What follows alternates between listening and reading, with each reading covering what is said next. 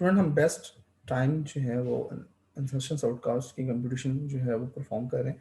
किस तरह से हमने टाइम कम्प्लेक्सिटी फाइंड करनी है, तो हमने बेस्ट केस के लिए डिफाइन किया कि जो अरे है वो हमारी ऑलरेडी सॉर्टेड है। तो अगर अरे हमारी ऑलरेडी सॉर्टेड है तो जो आपके पास वाइल कंडीशन में जो टेस्ट है जस्ट वो फर्स्ट टाइम ही रन होगा जब आई की वैल्यू जो है I is equal to J minus one होगी। यानी कि आपके पास हम आपका जो अगर आपने वाइल लूप में अगर आप देखें तो वाइल लूप जो है उसमें ये चेक किया जाता है कि आपके पास क्या ए आई जो है, ठीक है, यानी कि की से पहले वाली जो वैल्यू है वो उससे ग्रेटर है। तो अगर ग्रेटर है तो राइट शिफ्ट किया जाए। तो चूंकि आपने आपके पास अरे जो है वो सॉर्टेड फॉर्म में है तो हमेशा की फिर ग्रेटर होगी ए आई से। तो आपका वाइल लूप जो है जस्ट वन टाइम ही चलेगा और बाद में फिर जो है वो आगे वाइल लूप के अंदर जो है वो कंडीशन जो है फॉल्स हो जाएगी, वाइल लूप चलेगा ही नहीं। इसलिए जितने भी जो ऑल टीजे टाइम्स होंगे वो हमारे वन होंगे। क्लियर है? क्योंकि जे की वैल्यू जो है वो हमारी वन, जस्ट जे की वैल्यू जब वन होगी उसके लिए चलेगा, बाकी सब भी के लिए जो है ये टेस्ट फेल हो जाएगा। तो इसलिए अगर आपने टाइम कंप्यूट करना होगा तो टाइम कंप्यूट किस तरह से करेंगे?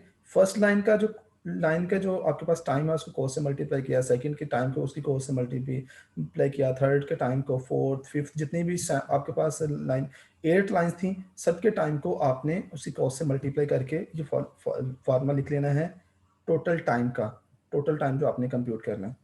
तो यहाँ पर फिर आप यहाँ पर देखें कि ये C1n है, ये C2n-1 है, ये C4n-1 है, C5J2 और यहाँ पर हम TJ की वैल्यू क्या पुट करेंगे? यहाँ पर 1।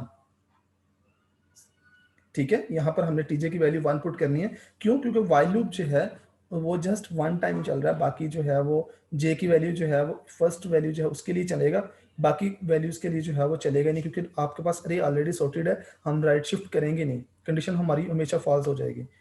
ओके, यहाँ पर फिर हम टीजे की जगह हमने 1 पुट करना है और यहाँ पर भी टीजे की जगह हमने 1 पुट कर देना है। अब नेक्स्ट हम इसको सॉल्व करें तो आप यहाँ पर देखें कि ये C1n ये भी एज इस तरह से आएगा, C2n-1 ये भी आएगा इसी तरह से, C4n-1 ये भी इसी तरह से, C5 जो है। अब यहाँ पर आप देखें कि J की वैल्यू जो है 2 to n और यहाँ पर 1 है कांस्टेंट जो है, ठीक है।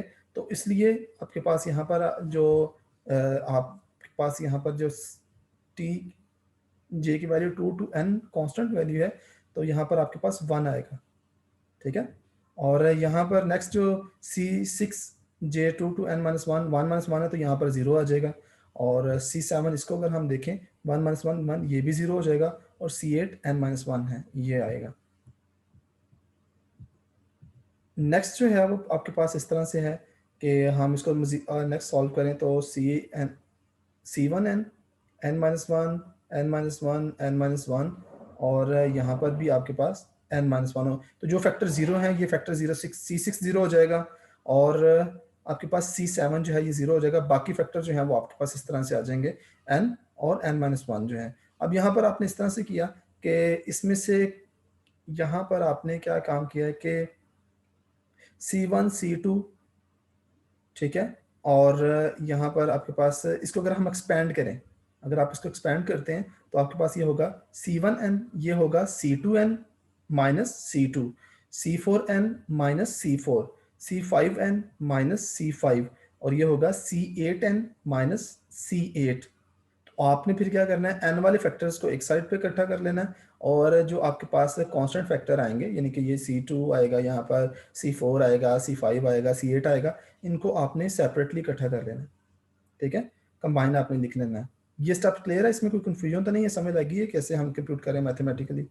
फिर यहाँ पर आपने ये जो जितने भी जो कॉन्स्टेंट्स हैं ना, इनको लेट्स सपोज कि आप नाम देते हैं, ये हमारे कॉन्स्टेंट, इसको मैंने डॉट कर दिया ए के साथ, और जितने भी ये माइनस होकर ये बाकी जो कॉन्स्टेंट्स हैं इनको मैंने बी के साथ नोट कर दिया। तो इसी रनिंग टाइम को मैं फिर आप इस तरह से मेंशन कर सकता हूँ, T N is equal to A N plus B, that depend upon the statement cost C I. तो यहाँ पर हम डिफाइन कर रहे हैं, यहाँ आपने डिफाइन कर दिया कि यहाँ पर जो ए है ये एक्चुअली है C1 C2 C4 C5 plus C8 और जो आपका बी है वो है minus C2 plus C4 C5 और C8। और इट्स मीन कि ये एक्चुअली आपने रनिंग टाइम कंप्यूट जो आपके पास आया है इस कंप्यूटेशन के मुताबिक वो आपका लीनियर रनिंग टाइम आया है, T N is equal to A N plus B. और अगर आप इसको रनिंग टाइम इसका देखें तो ये आपका क्या बनेगा, अगर इसका हम बिगो की फॉर्म में लिखें तो बिगो एन आएगा इसका। तो आपने बेस्ट केस के लिए जो रनिंग टाइम कंप्यूट किया है वो लीनियर टाइम आया है ए एन प्लस बी। तो T N is the linear function of N. Student किसी भी एक स्टेप की यहाँ पर आपको बेस्ट केस कंप्यूटेशन करते हुए अंडरस्टैंडिंग ना नहीं हुई वो पूछ लें, अगर क्लियर है तो फिर आगे नेक्स्ट हम वर्स्ट केस जो है वो फाइंड करते हैं। बेस्ट केस के लिए आपने, मैं इसको रिवाइज कर देता हूँ एक दफ़ा फिर। बेस्ट केस के लिए स्टूडेंट आपने ये डिफाइन किया कि अरे हमारी ऑलरेडी सॉर्टेड है। अगर अरे सॉर्टेड है तो वाइल की कंडीशन जो है फर्स्ट टाइम चेक होगी T J is equal to 1 के लिए, बाकी नेक्स्ट जो है वो फॉल्स ही रहेगा। क्यों? क्योंकि हमारे पास की जो है वो हमेशा जो जिस वैल्यू के साथ हम कंपेयर कर रहे हैं उससे हमेशा ग्रेटर होगी। इसलिए आपकी जो टीजे की वैल्यू 1 है, तो आपने अगर टाइम कम्प्लेक्सिटी फाइंड करनी है तो टोटल जो 8 लाइन ऑफ कोड है उसकी हमने जो इंडिविजुअल जो उसकी कॉस्ट और टाइम्स थी उनको आपने मल्टीप्लाई करना हर एक को और उसको सम कर लेना है। ये हमने फॉर्मूला पढ़ा था टोटल टाइम कम्प्लेक्सिटी फाइंड करने का। अब यहाँ पर जहाँ पर आपको टीजे नज़र आ रहा है, यहाँ पर टीजे है, यहाँ पर टीजे है, यहाँ पर टीजे है, इसकी जगह आपने पुट कर देना है 1, क्योंकि हमारा टीजे की वैल्यू 1 आई है। आपने यहाँ पर 1 पुट किया, यहाँ पर पुट किया, यहाँ पर पुट किया और उसको फिर आप सॉल्व करेंगे, ठीक है। और जब आप सॉल्व कर रहे हो तो वहाँ पर आपने जो एन वाली वैल्यू, एन के साथ जो कांस्टेंट होंगे उनको सेपरेटली और जो सिंपल कांस्टेंट होंगे उनको सेपरेटली लिख लेना है। और फिर इसको फिर आपने लीनियर इक्वेशन की फॉर्म में लिख लेना है कि ये जितने भी जो कांस्टेंट हैं इनको आपने ए का नाम दे देना है और जितने ये बाकी कांस्टेंट हैं इनको आपने एक कांस्टेंट बी का नाम देना है। और इसी इक्वेशन को फिर आपने लीनियर इक्वेशन में अगर हम लिखें तो वो आपके पास बेस्ट केस के लिए जो टाइम कम्प्लेक्सिटी बनती है वो है T N is equal to A N plus B. और अगर इसका हम बिगो देखें तो वो आपका बिगो एन होगा। तो इंसर्शन सॉर्ट का जो बेस्ट केस का बिगो एन होता है वो बिगो होता है वो आपका एन होता है। क्लियर है स्टूडेंट्स? में कोई कंफ्यूजन तो नहीं, समझ लगी आपने किस तरह से कंप्यूट किया है? जी सर आ गया समझ, आगे चले। चलें ठीक है, गुड। तो आगे नेक्स्ट फिर हम वर्स्ट केस जो है वो देखते हैं कि वर्स्ट केस जो है वो हम किस तरह से फाइंड करेंगे। तो आपने ये याद रखना है कि बेस्ट केस के लिए हमारे पास अरे ऑलरेडी सॉर्टेड हो तो वो उस केस को हम बेस्ट केस का नाम देते हैं और उसको हम किस वे में कंप्यूट करते हैं। आगे नेक्स्ट वर्स्ट केस है। अब वर्स्ट केस में जब इस तरह से है जिसमें मैक्सिमम टाइम लगता है आपके एक एल्गोरिथम को रन होने का। अब खुद जरा इस चीज को लॉजिकली वे में देखें कि मैक्सिमम टाइम कब लगेगा, जब आपके के सारे वाइल लूप के जो आपके पास शिफ्ट राइट शिफ्ट हैं वो हो रहे हों और जब आपकी जो वैल्यू है उसको हम की के साथ कंपेयर कर रहे हो तो वो उससे ग्रेटर हो। अब अगर इस तरह से है कि अगर रिवर्स सॉर्टेड है, अगर आपकी जो अरे है वो रिवर्स सॉर्टेड है, मीन के सबसे पहले मैक्सिमम वैल्यू है, फिर उससे मिनिमम वैल्यू, फिर उससे मिनिमम वैल्यू, फिर उससे मिनिमम वैल्यू और लास्ट पे सबसे स्मॉलेस्ट वैल्यू है, तो उस केस में आपको ये करना पड़ेगा कि जे की हर वैल्यू के लिए आपको पूरी अरे के साथ राइट शिफ्ट करना होगा। ऐसा होगा या नहीं होगा अकॉर्डिंग टू इंसर्शन सॉर्ट के एल्गोरिथम के मुताबिक? कि हमारे पास अगर इस तरह से है कि नंबर ऑफ एलिमेंट जो है वो रिवर्स ऑर्डर में सॉर्टेड है कि सबसे पहले मैक्सिमम वैल्यू, फिर उससे स्मॉलेस्ट, फिर उससे स्मॉलेस्ट और लास्ट पे सबसे स्मॉलेस्ट वैल्यू। तो अब फर्स्ट जो मैक्सिमम वैल्यू है उसको पहले हम कंपेयर करेंगे की के साथ, तो वो उससे चूंकि ग्रेटर होगी तो राइट शिफ्ट होगा। फिर उसको नेक्स्ट वैल्यू के साथ कंपेयर करेंगे तो उससे ग्रेटर होगी, राइट शिफ्ट होगा।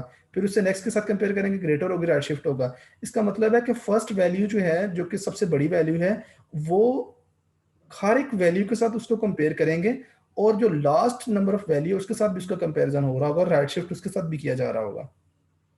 ठीक है, तो इसका मतलब है कि अरे जब हमारी रिवर्स ऑर्डर में सॉर्टेड होती है तो उसको फिर मैक्सिमम टाइम लगता है अरे को सॉर्ट आउट करने के लिए, तो उसे हम वर्स्ट केस कहते हैं।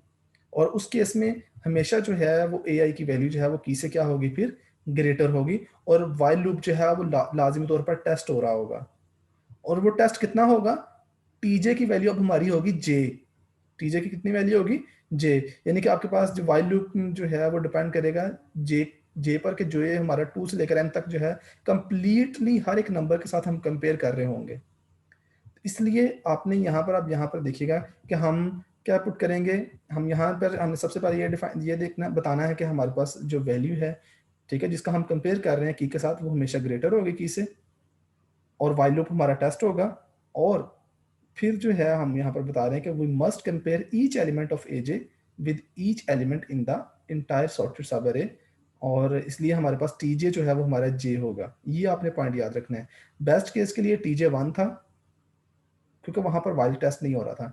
यहाँ पर वाइल हर एक वैल्यू के लिए टेस्ट होगा, इसलिए टीजे की वैल्यू जो है वो जे होगी। यानी कि पहले टीजे की वैल्यू जब 2 होगी तो वाइल लूप कंप्लीट टेस्ट होगा, 3 के लिए टेस्ट होगा, 4th के लिए टेस्ट होगा, 5th के लिए, हर एक जो जे की वैल्यू है उसके लिए वाइल लूप ने लाजमी तौर पर टेस्ट होना है। इसलिए मैंने टीजे को जे से यहाँ पर रिप्रेजेंट करना है। अब यहाँ पर आप देखें कि मैंने वही फार्मूला आपने लिखा कि हर एक जो आपके पास कॉस्ट थी उसको आपने टाइम के साथ मल्टीप्लाई करके लिख लिया, और यहाँ पर जो आपके पास समीशन के फैक्टर जहाँ पर टीजे है वहां पर आपने जे से रिप्लेस कर देना। यहाँ तक किसी सर स्टूडेंट को कोई बस कर कंफ्यूजन हो? दें, जी बस कर दें, काफी हो गया। नहीं, ये स्टूडेंट है, इसे वर्स्ट केस को आज मुझे कंप्लीट करने दें ताकि जो है ना आज लेक्चर लेने आ गया तो बस करते हैं, अभी सर ने कॉस्ट रीज्वाइन भी करवाना है। ठीक है, नहीं नहीं अभी आज जो है इंशाल्लाह ये अब बस थोड़ा ही रह गया बच्चे, ये कंप्लीट होने वाला है, इसे कंप्लीट होने दें। ओके, अब यहाँ पर आपने क्या किया कि टीजे को आपने जे से रिप्लेस कर देना है। तो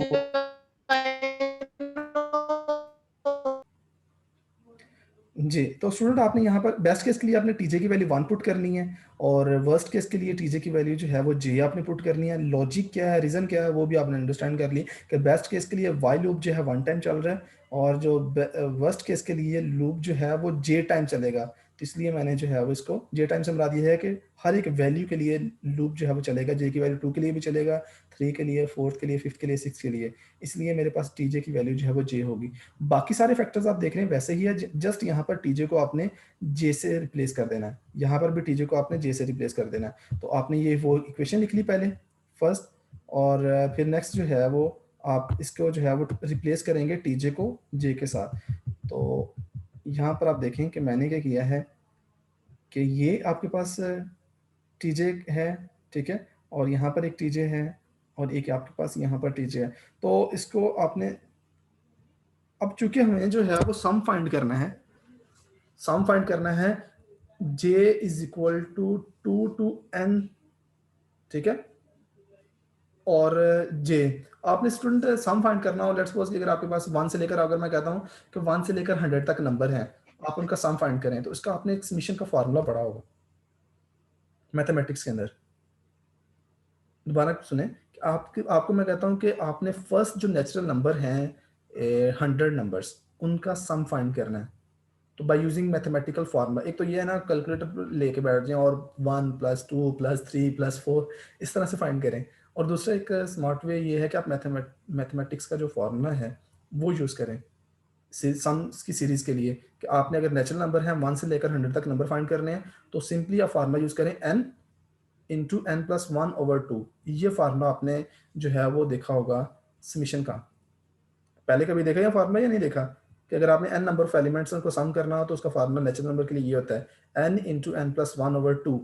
लेकिन हमारा जो लूप है वो कहाँ से स्टार्ट हो रहा था स्टूडेंट? लूप कहाँ से स्टार्ट हो रहा है? जे की वैल्यू किस से स्टार्ट हो रहा है? लूप हमारा जे की वैल्यू 2 से स्टार्ट हो रहा है। सेकंड इंडेक्स से हम लूप जो है वो लगा रहे हैं की वैल्यू के लिए, इसलिए हमें जो है फिर यहाँ पर मैंने 1 ऐड किया है।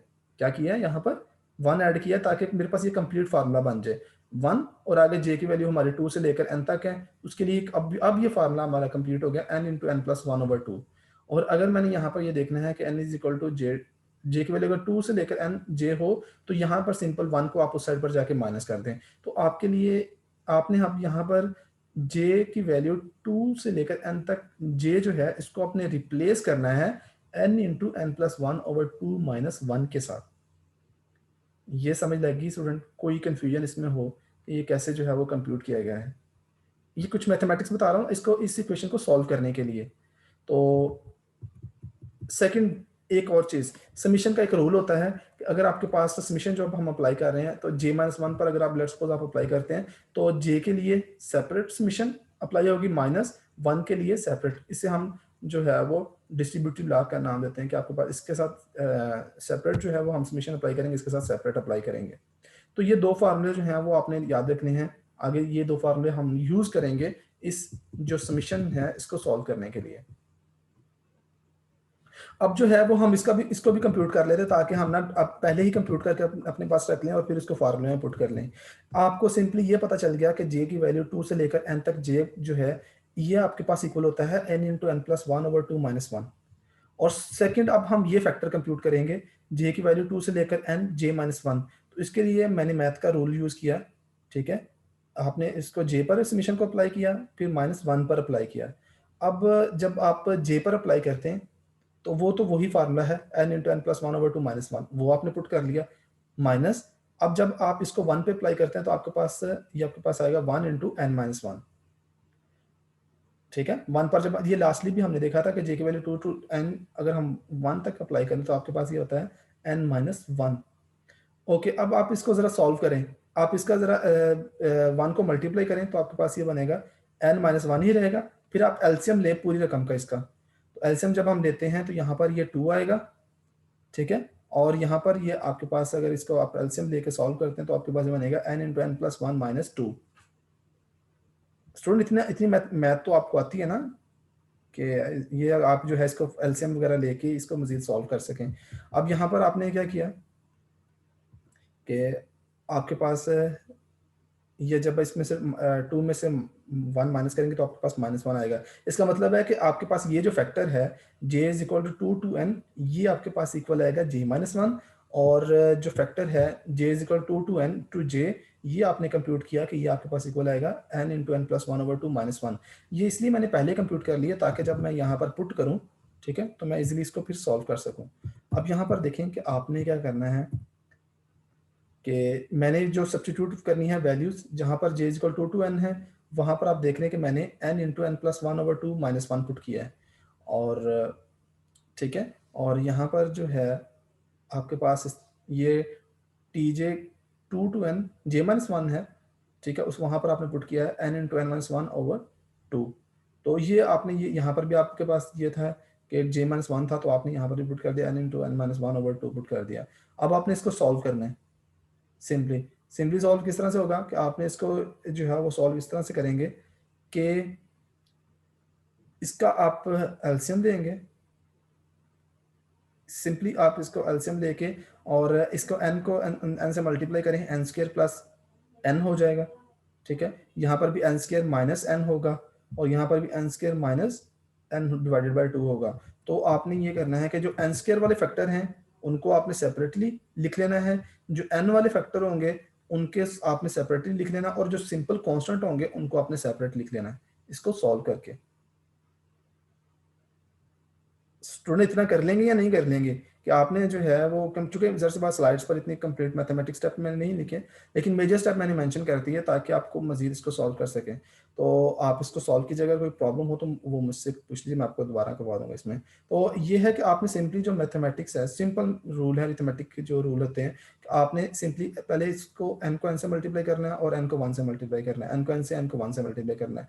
फिर आपने क्या करना है कि जो एन स्क्वायर वाली वैल्यूज हैं उनको सेपरेटली, जो एन वाली वैल्यू उनको सेपरेट, और जो आपके पास कांस्टेंट वैल्यू उनको सेपरेट लिख लेना है। तो फिर हम जो है इनको, ये जो कांस्टेंट है इनको मैं ए का नाम दे दूंगा, ये जो बाकी सारे कांस्टेंट्स को मैं बी कह दूंगा, और ये जो कांस्टेंट होगा इसको मैं सी कह दूंगा। तो आपके पास एक क्वाड्रेटिक इक्वेशन बन जाएगी वर्स्ट केस के लिए। ये देखें, T N is equal to A N square plus B N plus C for the constant A B C. और इसको जो ए बी सी है उसको मैंने यहाँ पर आपने सेपरेटली मेंशन भी कर देना है। ए हमारा ये है कांस्टेंट, बी ये कांस्टेंट है, सी ये कांस्टेंट्स है। तो इसका मतलब है कि वर्स्ट केस के लिए जो हमारा टाइम निकला इंसर्शन सॉर्ट का, वो एक क्वाड्रेटिक फंक्शन हमने कंप्यूट किया है, A N square plus B N plus C.